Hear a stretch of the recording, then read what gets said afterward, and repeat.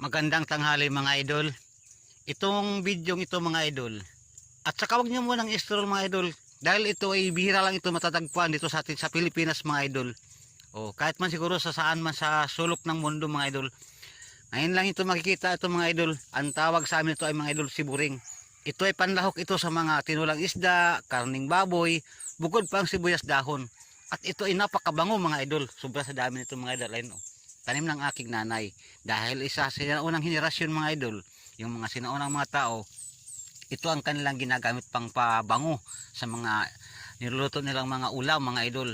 So ngayon nandito mga idol, ang aking nanay hindi siya naubusan ng ganito dahil kasanayan niya magtanim ng ganito mga idol. Ang tawag sa amin ito mga idol, siburing, hindi ito sibuyas dahon ha. O, ngayon lang ito matatagpuan dito sa amin sa Surigao del Sur. Ang aking nanay hindi naubusan ng ganito mga idol. So madam idol, hindi ito alam ano. O, yun. Hindi, at saka hindi pa kayo nakatikim ng ganito siguro mga idol. Yan, mabango ito mga idol.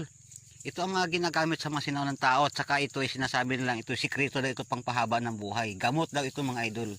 O, tanggalan ang ating mga kanito mga idol, mga sakit-sakit sa katawan. Dahil ito ay isang mabisang gamot ito mga idol. O, siguro wala na nakilala ng kanito mga idol. Di ba?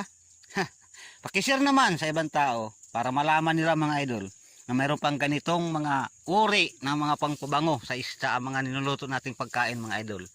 O ito mga idol, maganda ito mga idol. O kung kayo naman na hindi nakakilala, magtanong kayo, baka sabihin nyo hindi aniyayabang ko kayo na may siburing. Yung mga nakakilala ng ganito mga idol, yung mga sinaunang tao, yung mga matatanda na mayroong panlahok sa mga ulam na kung tawagin ay siburing. Sa amin lang, iwan ko lang sa iba kung anong tawag ng ganitong klaseng pangpabango sa mga nilulutong pagkain, ulam. O, yun lang mga idol, salamat. Dito ko sa bundok. Ebidensya na sa bundok ako mga idol. Ayun.